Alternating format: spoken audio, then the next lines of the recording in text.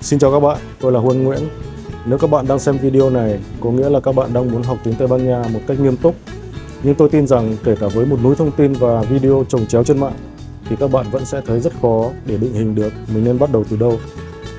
Nhiều người học mãi nhưng vẫn chưa dám nói câu đơn giản như là xin chào, tên tôi là, không dám tự giới thiệu bản thân chỉ vì ngại, vì sợ sai, vì sợ phát âm không đúng. Chính vì thế tôi đã tạo ra series 7 ngày phá băng tiếng Tây Ban Nha. Đây là một mini series gồm 7 video để giúp cho các bạn vượt qua nỗi sợ hãi và bắt đầu nói được ngay tiếng Tây Ban Nha từ những bài học đầu tiên, và quan trọng hơn là nói theo đúng cách mà người bản xứ thường dùng. Series này được tôi biên soạn theo chuẩn khung năng lực quốc tế A1 và chọn lọc nội dung từ giáo trình Aula Internacional, một trong những giáo trình uy tín nhất thế giới.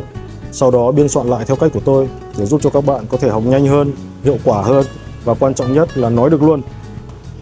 Mỗi video chỉ dài 10 phút thôi, và trong các bài học phát âm tôi có sử dụng công nghệ AI tiên tiến nhất hiện nay để tái tạo lại ngữ điệu và phát âm của người bản xứ. Điều này sẽ giúp cho các bạn ngay từ đầu đã có thể đọc và nói đúng chuẩn luôn. Nếu bạn là người mới bắt đầu thì series này chính là bước khởi đầu hoàn hảo dành cho bạn. Bạn có thể bắt đầu ngay với video ngày 1 chào hỏi và giới thiệu bản thân. Tôi để ngay ở đây nhé. Tôi là Khuôn Nguyễn và tôi tin rằng chỉ cần học đúng cách, các bạn hoàn toàn có thể nói tiếng Tây Ban Nha tự nhiên như người bản xứ. Chúng ta cùng bắt đầu hành trình phá băng nhé.